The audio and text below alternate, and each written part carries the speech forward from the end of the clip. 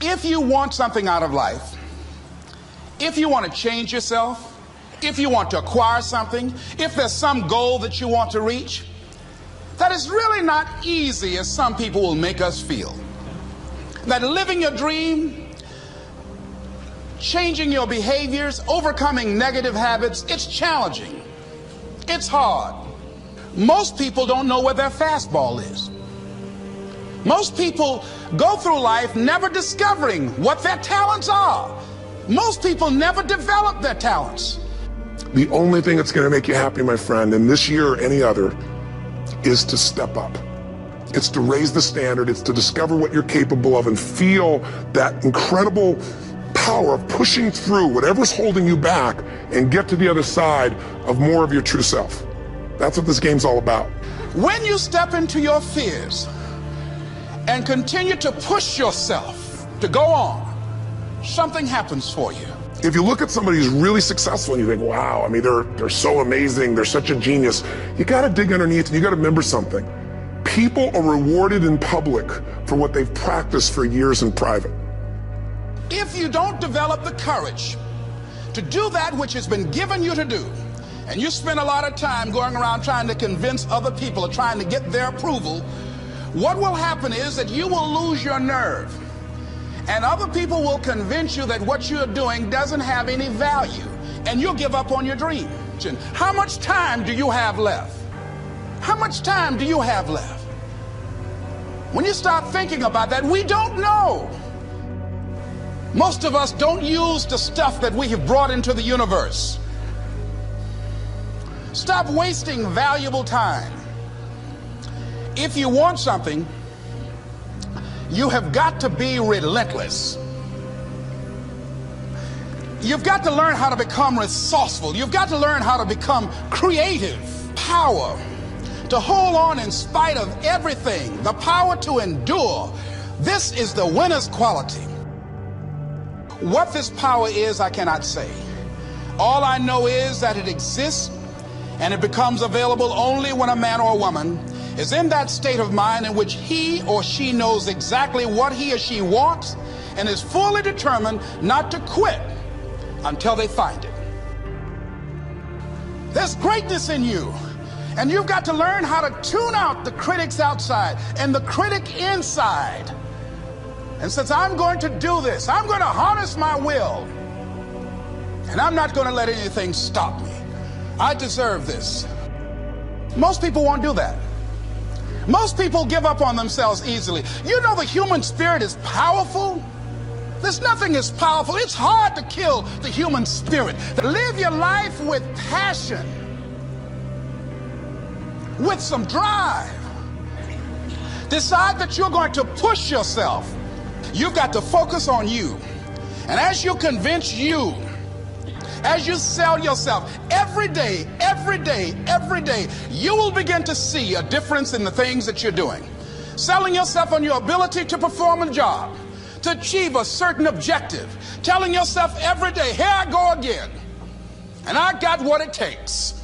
This is my day, and nothing out here is going to stop me. Have agonized over making a decision. Some decisions are major decisions. And also there are a lot of small decisions that we don't make, that they tax our minds, they drain our energy, they create a lot of anxiety and nervousness and mental torment because we don't take care of it. We decide not to decide, which is a decision. Deciding to decide, to act, is a major, major challenge for all of us at different points in different areas of our lives. And there are things that happen to us along the way, experiences that we have that prevent us from working through the mental block of acting, of doing those things that we know we ought to do.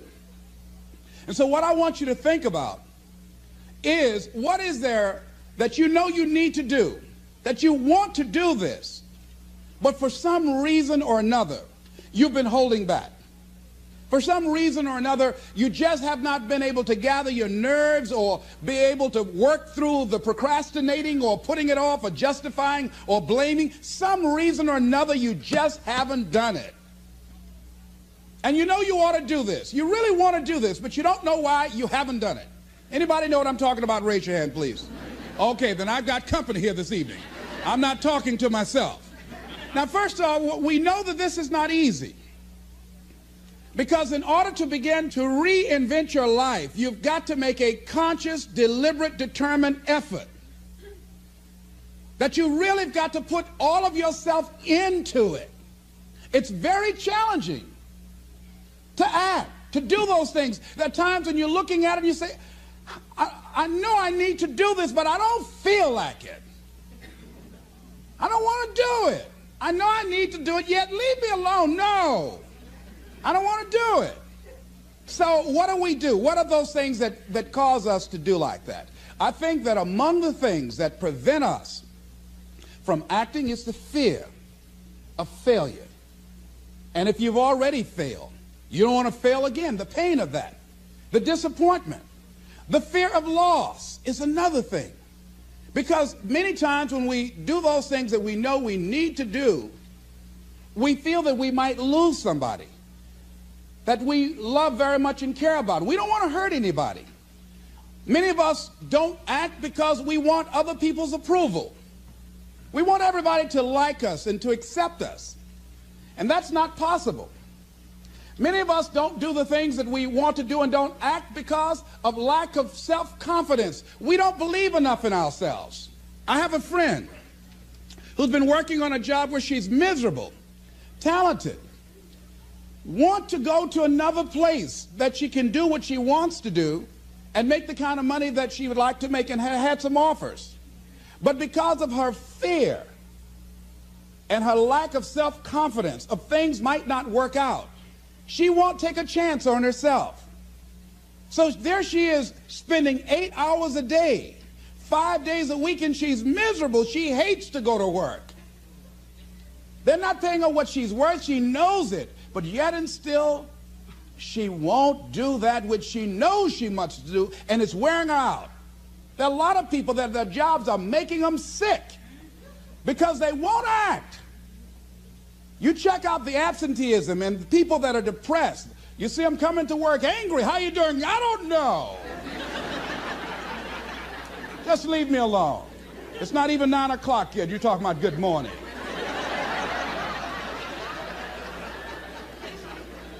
There are days you go to work, you want to just keep driving past the job. You don't want to stop because it's not in sync with who you are. But you haven't acted. Have another friend. This guy's brilliant. He's a business consultant. He helped a lot of people get their business started. And people come to him because they know he's knowledgeable. But this guy won't start his own business. Now, he's very smart. He can do it. Everybody believes in him except him. And he's so smart, he's talked himself out of it. Well, the numbers aren't right. So there are many reasons why we don't act. There are other things, though, that affect us. Is that not wanting to take personal responsibility. We want somebody else to do it. And many times we pick up our inability to do certain things from people that we love, people that we admire. We identify with them, and we live in the context of their ideas, their opinions, and their life patterns. We buy into it unconsciously. My mother is a pack rat. She keeps everything. She doesn't throw anything away. And I have unconsciously picked that up. Now, my mother never said, let me show you how to keep everything, Les, and just clutter things. I unconsciously picked that up, many times unconsciously. We try to honor the people we love by being like them. By the same token, I realized something about myself when I had some major decisions to make, and I found myself acting like my mother. See, my mother's the kind of person that when she has a problem with one of the other foster children that she adopted, she won't confront them. She will call me. Les, why don't you tell Linda to move? She's lazy. She won't go to work. She runs the street all day, and then she comes home and wants to sleep all day, and I think she's doing drugs. I said, but Mama, why don't you tell Linda that? I bought the house for you. I told you when she wanted to come home, don't let a grown person come there and take care of them. You let her in. Well, after all, she's my child. Mama, then you handle that. When I tell her to leave, she say, Mama say I can stay. Mama, can I stay? And you tell her yes, and then you call me and say, she's still here.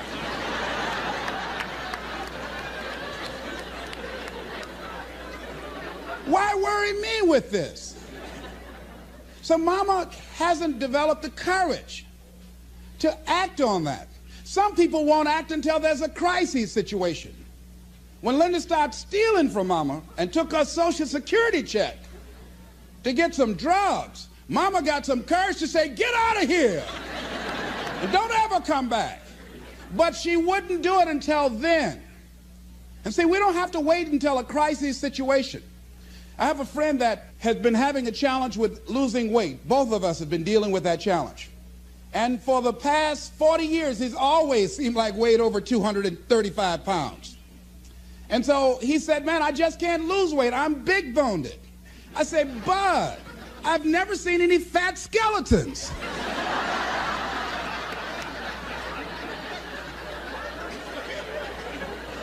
No, you need to act on your health. You can change this.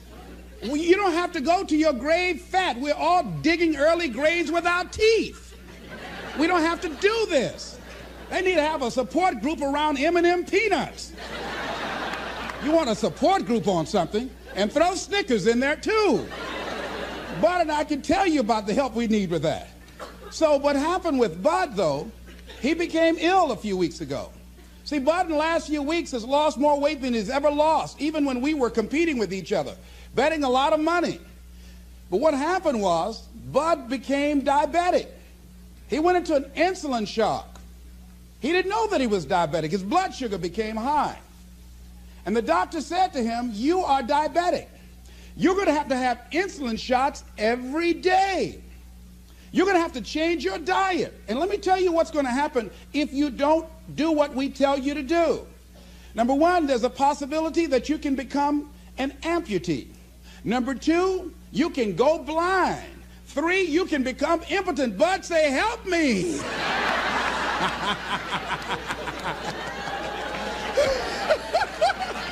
Like those guys with Paul, when Paul broke out of jail, those guys say, tell me what I must do to be saved. Bud wanted to be saved. I said, Bud, you want one of my peanut butter and jelly sandwiches? No. I said, Bud, I can't believe you're eating vegetables, man. You're exercising. He said, that's right, and jogging in place too. Now, he had the ability to do it before, but there's some people, it takes that kind of crisis to bring them into reality in order for them to act in their own best interest. Some people have to hit rock bottom in order to rise. I don't know why. You want to begin to look out on your life and what you want for you. And I think that when we begin to focus in the area of what does it take for us to act, I think we can say events can inspire us to act, like that particular event in his life. Circumstances. A friend of mine, he wanted to do something and he just did not have the motivation and the drive and the confidence within himself. But his circumstances changed overnight through an acquisition of the company that he worked for. He lost his job.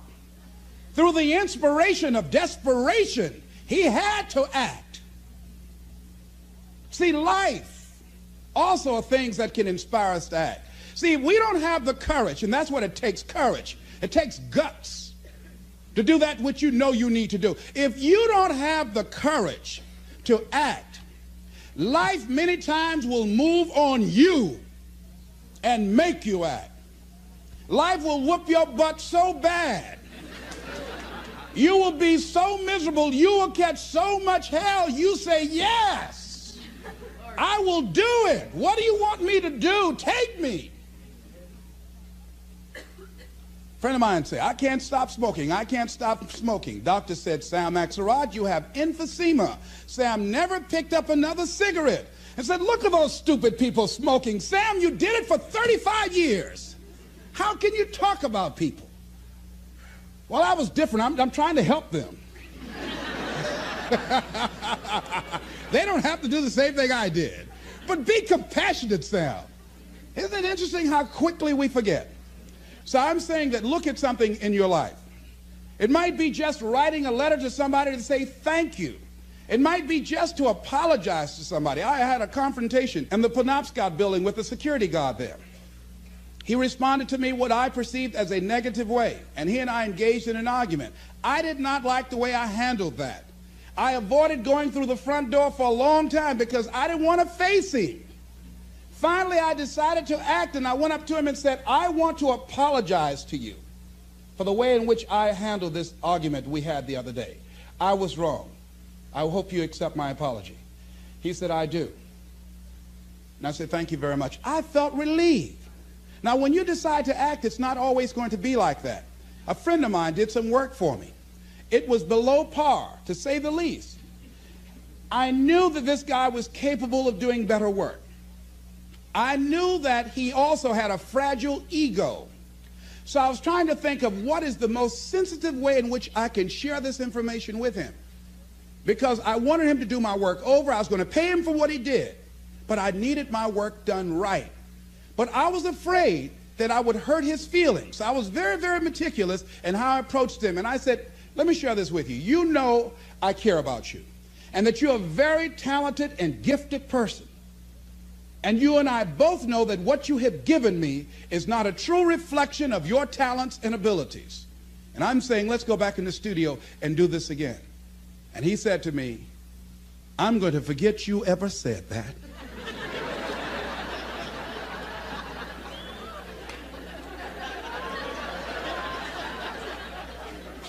I was wiped out. He never spoke to me again. Now, when you decide to act, you're going to have some people like that. We're no longer friends. I lost sleep over that, ladies and gentlemen. I said, I can't believe that. I remember sitting up one night looking at the phone. I said, I got to call him. He said, no. Then I said, no, forget that. I called, man, look here, we've been knowing each other too long to allow this to come between us. He said, don't call me anymore, and hung up. And then I wanted to think about what can I do to make it up to him, and then something came to me, Les, what do you have to prove? See, many things we don't do is because of the fact we want people to like us. There's some necessary losses in life. When you decide acting in your best interest, you're going to lose some friends. Everybody's not going to approve of you. There's some people that won't like you. Who do you think you are? You're arrogant. What do you think you can do? You think you can get away with that? You're selfish. Thanks, I got that. It's my life. And so what I'm saying to you is that as you begin to look out on your life, this is challenging. This is not easy, acting. So what are the things that we can begin to do to harness our will? Number one, you've got to bring it out and look at it. You've got to take the power out of it. You've got to expose it to the truth. And the truth is that it has no power over you. So write down something you want to act on, but for some reason that you've been holding back, and look at it. The next thing is, ask yourself the question, is it helping you to continue to put it off? If it's an asset for you to continue to procrastinate, then continue to do that. But if it's a liability for you, if it's causing you some mental and some emotional challenges, or perhaps a financial problem, look at that. Examine that for what it is.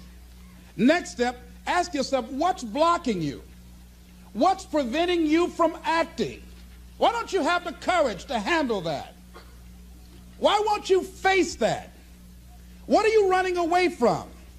What kind of avoidance behavior are you engaged in? Next is, what is the worst thing that can happen when you take action? So I looked at that. And I said, what's the worst thing can happen when I tell him this? He can say, I don't like you. And he did.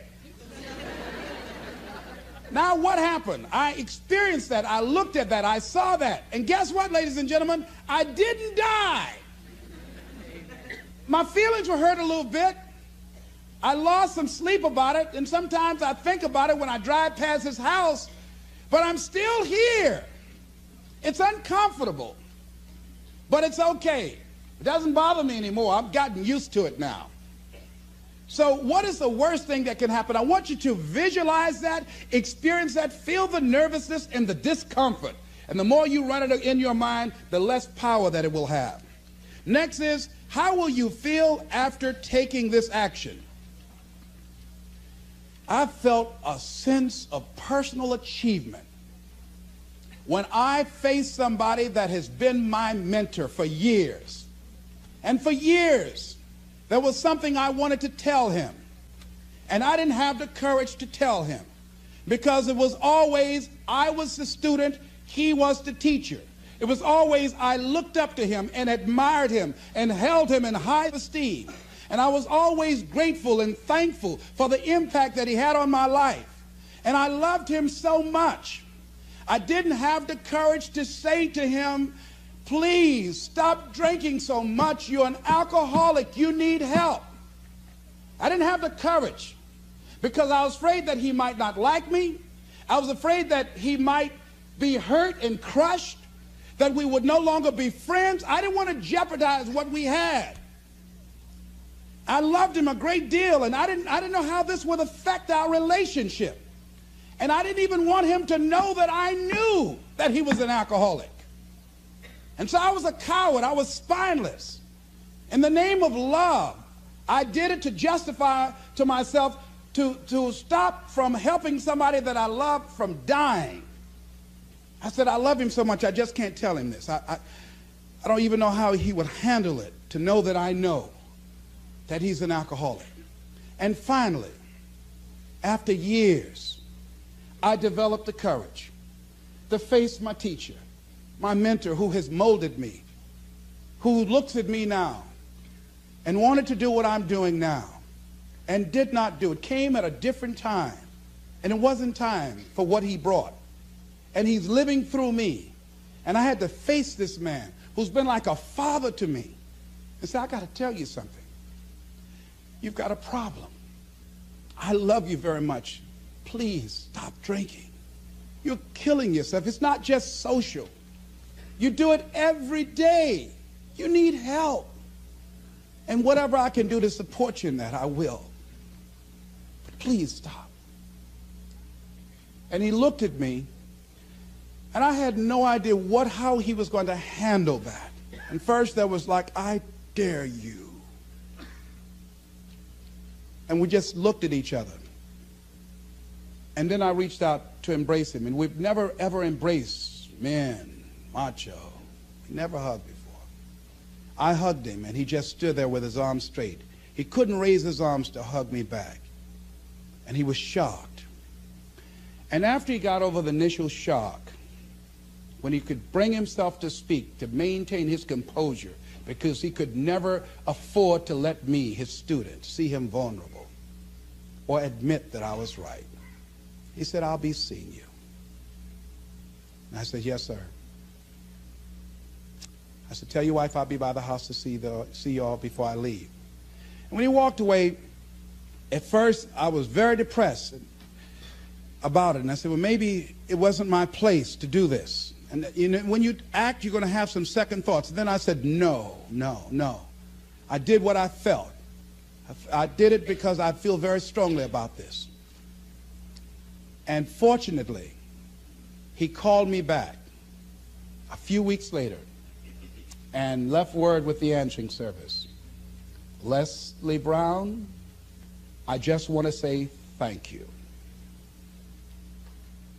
And hung up. That was a good feeling. When we look out on our lives, you ask the question, what are you going to do? Look at, as you think about this that you know you need to handle, what are you going to do?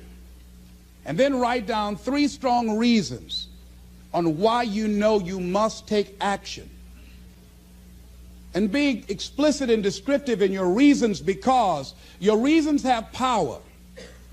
Your reasons will drive you.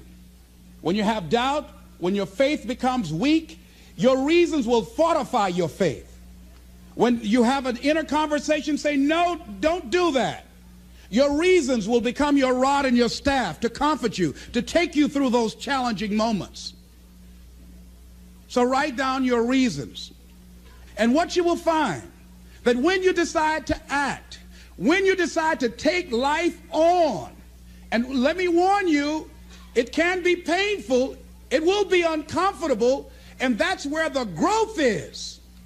When you're uncomfortable, when you're stretching out, when you're taking life by the collar, you're going to get thrown to the ground again and again and again. But when you have determination, and you know that what you're doing is right, it gives you your life, it gives a special meaning and power to you, you will have some power from on high. You will discover some things about yourself that will begin to electrify your personality. You'll begin to discover some things about you that you don't know you've got when you put yourself in that type of challenging situation. Repeat after me, please. I can go into action on anything in my life. Nothing is stopping me but me. No challenge in my life has any power over me. Here's something that Howard Thurman wrote on the decision to act.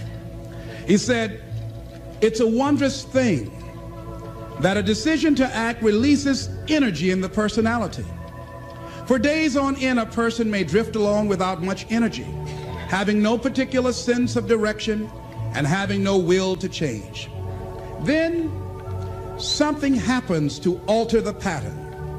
It may be something very simple and inconsequential in itself, but it stabs awake, it alarms, it disturbs. In a flash, one gets a vivid picture of oneself, and it passes.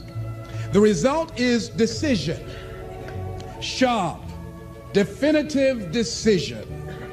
In the wake of the decision, yes, even as a part of the decision itself, energy is released. The act of decision sweeps all before it, and the life of the individual may be changed forever.